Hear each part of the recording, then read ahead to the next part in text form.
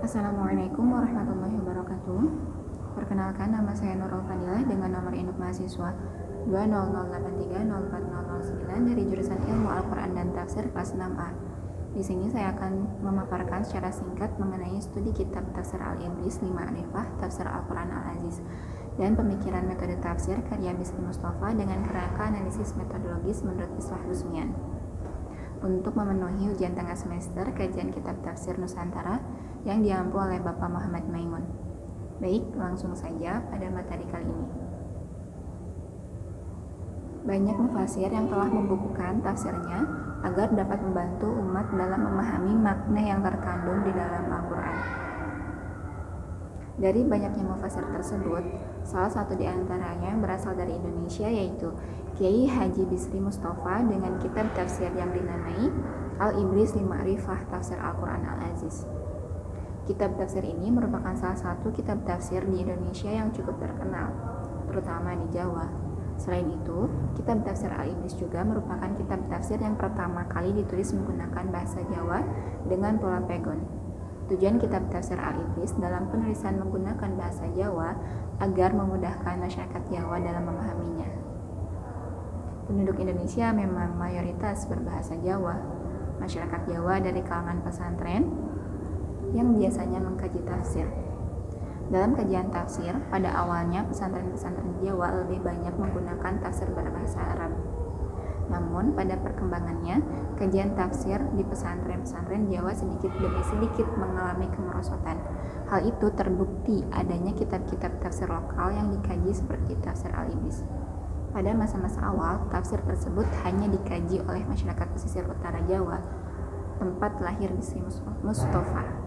Tetapi pada kenyataannya, tafsir Al-Ibris dikaji dan diajarkan secara merata seperti ke majelis-majelis pengajian umum, jadi tidak hanya melingkupi masyarakat pesisir utara Jawa saja. Selanjutnya, tentang riwayat hidup yang meliputi sejarah, pendidikan, sosial, budaya, ekonomi, dan politik.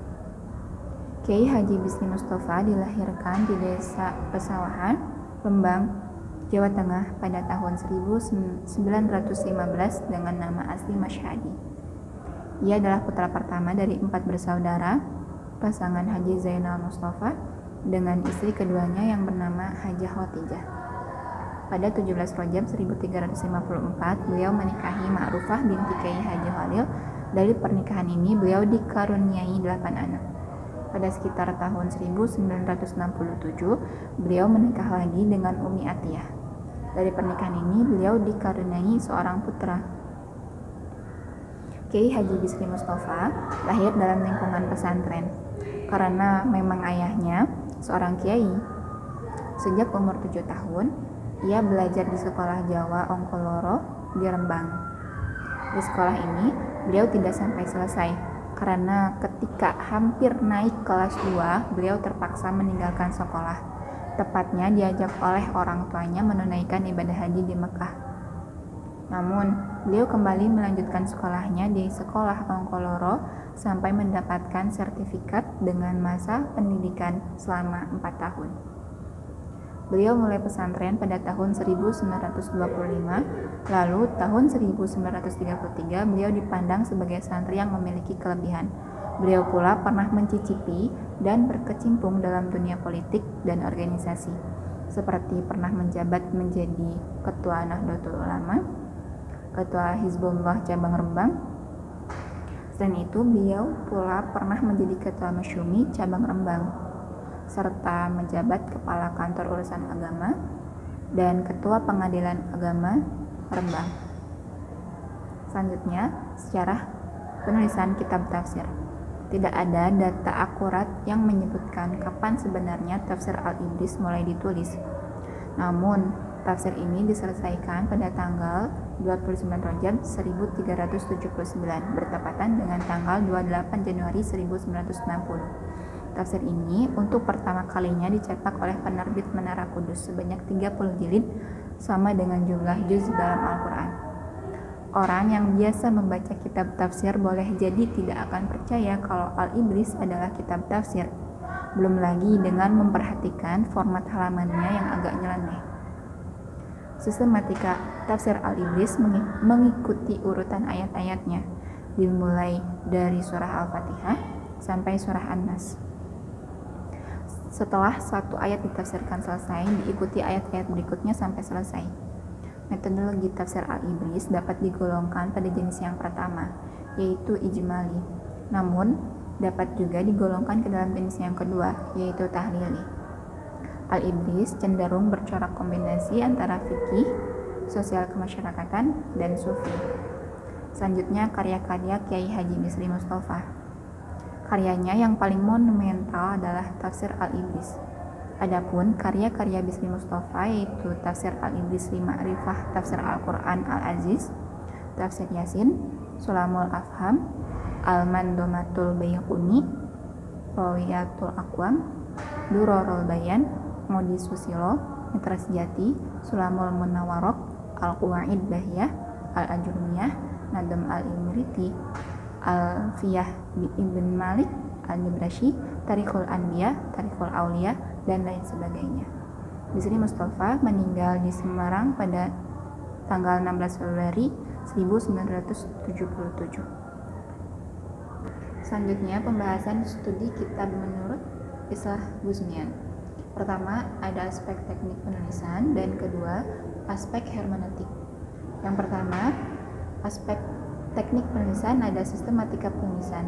Dilihat dari perspektif metode penafsiran Al-Quran yang dibangun oleh Islah Guzmian, sistematika penyajian tafsir Al-Ibris lebih condong kepada penyajian runtut karena dalam penyajian tafsir ini sesuai dengan urutan surat yang ada dalam Mushaf Utsmani, yaitu dimulai dari surah Al-Fatihah sampai surah An-Nas. Setelah satu ayat ditafsirkan selesai, diikuti ayat-ayat berikutnya sampai selesai. Yang kedua yaitu bentuk penyajian tafsir.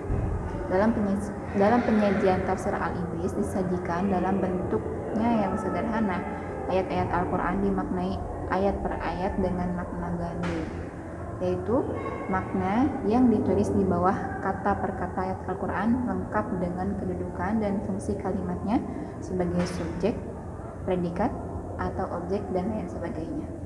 Bagi pembaca tafsir yang berlatar santri maupun non-santri, penyajian makna khas pesantren dan unik seperti ini sangat membantu seorang pembaca saat mengenali dan memahami makna dan fungsi kata per kata. Hal ini sangat berbeda dengan model penyajian yang utuh, di mana satu ayat diterjemahkan seluruhnya dan pembaca yang kurang akrab dengan gramatika bahasa Arab sangat kesulitan jika diminta menguraikan kedudukan dan fungsi kata per kata. Jadi untuk bentuk penyajian tafsir Al-Ibris ini masuk pada penyajian global. Lalu selanjutnya gaya bahasa. Gaya bahasa dari tafsir Al-Ibris ini yaitu reportase dan populer. Karena tafsir ini sangat sederhana dan mudah dipahami. Bahasa yang digunakan adalah bahasa Jawa ngoko halus dengan struktur sederhana. Bahasa Jawa adalah bahasa ibu penafsir yang digunakan sehari-hari. Tutur bahasanya populer dan tidak jelimet. Meski harus diakui, jika dibaca oleh generasi sekarang kadang mengalami kesulitan karena kendala bahasa dan kebiasaan yang dianut. Kemudian yang keempat, ada bentuk penulisan menurut Islah Guzmian. Bentuk penulisan tafsir yaitu terbagi dua bagian. Pertama, bentuk penulisan ilmiah dengan menyebutkan sumber rujukan, dan kedua, bentuk penulisan non-ilmiah yang tidak menyebutkan sumber rujukan secara jelas. Bentuk penulisan tafsir Al-Ibris ini yaitu non-ilmiah. Meskipun tidak memakai bentuk penulisan ilmiah, bukan berarti tafsir tersebut dari sisi isi dikategorikan tidak ilmiah. Selanjutnya, yang kelima, sifat mufasir. Istilah penulisan individual digunakan di sini untuk menunjuk pada tafsir Al-Quran yang ditulis oleh satu orang. Tafsir Al-Ibris ini masuk kepada mufasir individual karena tafsir ini dikerjakan oleh Bisri Mustofa sendiri. Dan yang terakhir yaitu sumber-sumber rujukan pada umumnya. Penafsir saat menafsirkan ayat-ayat Al-Quran tidak menggunakan rujukan tertentu, tidak ayat dengan ayat dengan hadis, dan yang lainnya. Kadang-kadang ditemukan maka penafsir menafsirkan satu ayat dengan ayat atau hadis lain, tetapi sangat jarang terjadi. Secara umum, tafsir Al-Ibris menjadikan 3 kitab tafsir sebagai rujukan utama, yakni tafsir Al-Jalalain, tafsir Al-Badawi, dan tafsir Al-Khazin. Namun, terdapat sumber-sumber lain yang beliau gunakan, di antaranya tafsir Al-Manar, tafsir Asy-Sya'bi, tafsir Al-Jamal, tafsir Ibnu Abbas, dan tafsir Gais An-Naf. Kemudian dari aspek hermeneutik, pertama, ada metode tafsir. Metode tafsir dalam kitab tafsir Al-Ibris menurut Islah Busmian termasuk pada metode riwayat dan metode ilmiah, karena penjelasan makna-makna ayat tersebut dapat berupa makna kata atau penjelasan umumnya, susunan kalimatnya, asbab an-nuzulnya, serta keterangan yang dikutip dari nabi, sahabat, maupun tabi'in. Kemudian yang kedua yaitu nuansa tafsir. Tafsir Al-Ibris memiliki nuansa tafsir yaitu nuansa sosial kemasyarakatan dan nuansa sofistik, karena penafsir akan memberikan tekanan khusus pada ayat-ayat tertentu yang bernuansa sosial kemasyarakatan, hukum, dan tasawuf. Dan yang terakhir ada pendekatan tafsir.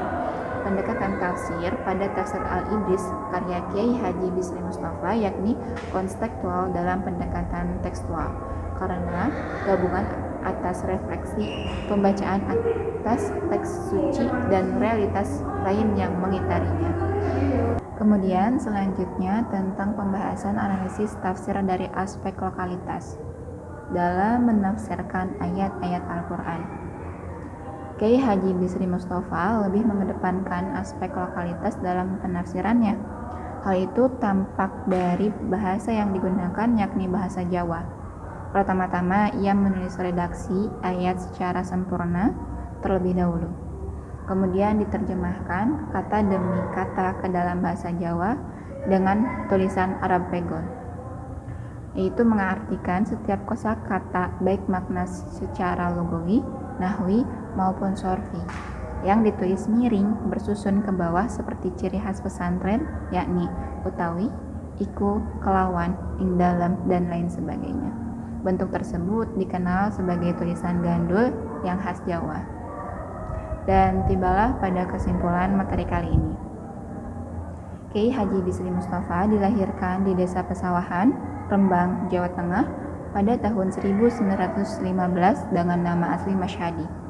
Nama Bisri ia pilih sendiri setelah kembali menunaikan ibadah haji di kota suci Mekah. Pada 17 Rajab 1354 beliau menikahi Ma'rufah binti Kiai Haji Khalil. Dari pernikahan ini beliau dikaruniai 8 anak. Tafsir ini diselesaikan pada tanggal 29 Rajab 1379. Tafsir Al-Ibris untuk pertama kalinya dicetak oleh penerbit Menara Kudus. Al-Ibris cenderung bercorak kombinasi antara fikih, sosial kemasyarakatan, dan sufi. Pada aspek teknik penulisan tafsir Al-Ibris, dalam sistematika penyajiannya lebih condong kepada penyajian runtut. Adapun bentuk penyajian tafsir dalam penyajian tafsir Al-Ibris yakni penyajian global. Untuk gaya bahasa dari tafsir Al-Ibris ini yaitu reportase, dan populer. Sedangkan bentuk penulisan tafsir Al-Ibris ini yaitu non-ilmiah. Dan sifat mufasir tafsir Al-Ibris ini masuk kepada mufasir individual. Terakhir ada sumber-sumber rujukan utama tafsir ini yaitu tafsir Al-Jalalain, tafsir Al-Badawi, dan tafsir Al-Khazin. Dalam aspek hermeneutik, tafsir ini bermetode riwayat dan ilmiah, sedangkan untuk nuansa tafsirnya yaitu sosial kemasyarakatan dan sofistik.